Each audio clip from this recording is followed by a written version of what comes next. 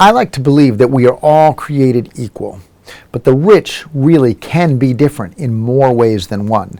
Today, I'm going to talk about 5 key disciplines that the wealthy use to stay ahead of the pack.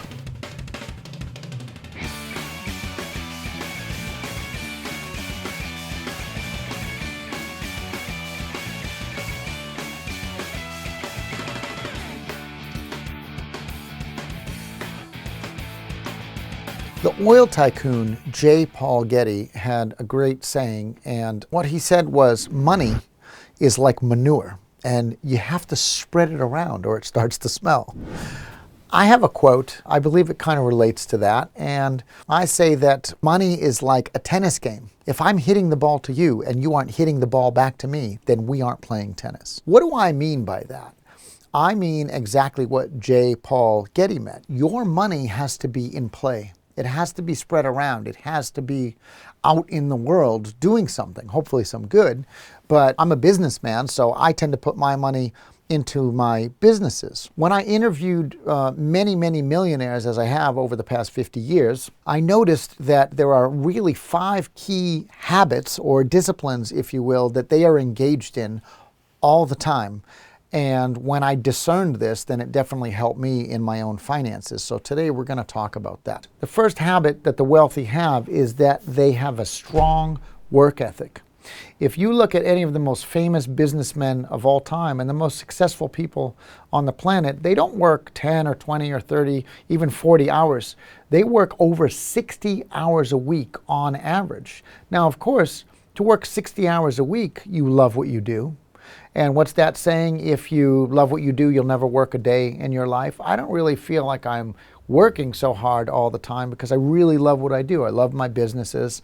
I love earning. I love being creative. I mean, I go to sleep thinking about the next day, some idea I want to implement or something I want to do in my business. And I'm excited about it. So I have a very strong work ethic. And that's one of the things that you need to have. Now, if you don't have a job that you like or you don't have your own business yet, that's totally okay. But you obviously want to make enough money where maybe you can start that and do that. So for the time being, be engaged in what you do. Have the strongest work ethic you can so that you can earn the most and maybe apply that to something later on. Every one of us is going to grow. We're going to grow in our business, hopefully grow in our finances, and we're going to grow in our work ethic. But that is a key thing that I have found in the wealthiest people. They all have a super strong work ethic and love what they do. So it just doesn't seem like work. Rule number 2 is they avoid spending.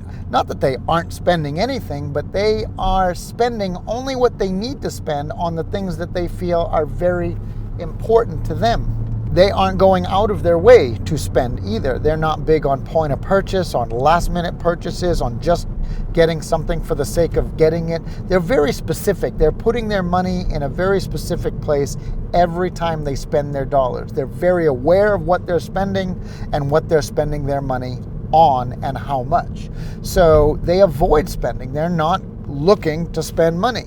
They are looking to pay their bills, of course. They are looking to enjoy their lives and live their lives, but they're not looking forward to going and spending all kinds of money. They are spending what they need to spend and usually investing the rest, putting it into their investments or their business and not overspending. So this is a key trait or habit, is that the wealthy avoid spending.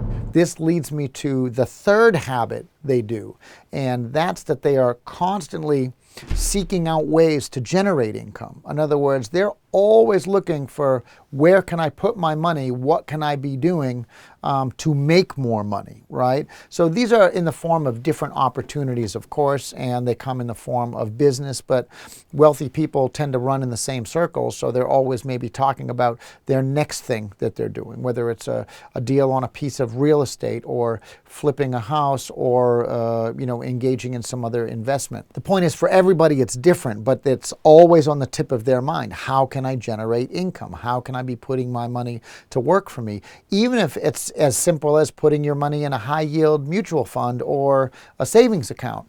High-yield savings accounts are great, and anybody can get started doing that. That's something you could do today. The point is that they're constantly looking at ways to not spend money, but ways to make their money earn more money. So they're constantly seeking out ways to generate income. The fourth thing that the wealthy do religiously is they budget. Now, you wouldn't think that, oh, they have all this money, they don't need to budget. It's really the poor and the broke people who need to budget. No, it's almost even more important that they budget because now they have more to lose. So as money comes in, they want to know it's going to all of the proper buckets. They need money going to investments, but they, of course, need their short-term expenses paid. They need their long-term expenses paid, and they need their POM account funded. Their peace of mind account has to have money in there. That is literally a long-term savings that helps you sleep at night. Literally, a peace of mind account. That's what it is. So they have their buckets. Of course, there's going to be other buckets. Maybe there's something long-term that you're planning for that you want to do. Maybe you're paying for a child's education. Maybe you're saving for a vacation. So, but budgeting is always important at any stage of the game. Whether you're just starting out and you don't have a lot of money, it's very critical that you budget. And once you develop a little bit of money and you have bills to pay and you're trying to keep your business above ground, you have to budget. So budgeting is the fourth thing that I find that the wealthy do religiously to make sure that they can continue to play the game of finance. The fifth thing that I found was kind of an odd thing, and most of them didn't even realize this till I pointed it out, but the wealthy plant roots. So if you look at any of the most wealthy families around the world, literally from the Saudi Arabian princes to the British royal family to the Waltons, you know, the family of Walmart, Sam Walton's family, they all plant roots. In other words, they haven't strayed too far from home. You're going to say, well, they have houses all over the world and they've got a place up in the Alps and they have a cottage on a lake. Yeah, they have properties, of course. They're wealthy and they have spread some of their wealth around. But the families all still live in the same area and sometimes in the same family home. I mean, the Waltons have a family mansion, as do the Saudi princes and the British royal family. They all have a home. And I find that people, when they move around a lot, every time they move, if you don't plant roots like the wealthy do, then the family sort of gets dispersed and splits from there. So they maybe started out in one place, but then they moved, and then from there the family split, and then the family split, and then the family split. Well, this doesn't do anything for your legacy and your long-term wealth. The wealthiest people literally stay close to home. They don't move a lot. Broke people tend to move every 3 to 5 years, and in doing that, they spend a lot of money and they're constantly starting over. So this was one thing I noticed of literally the wealthiest, richest families on the planet. They tend to plant roots. So you want to find a place that works for you, of course, and you want to love it, and you want to stay there.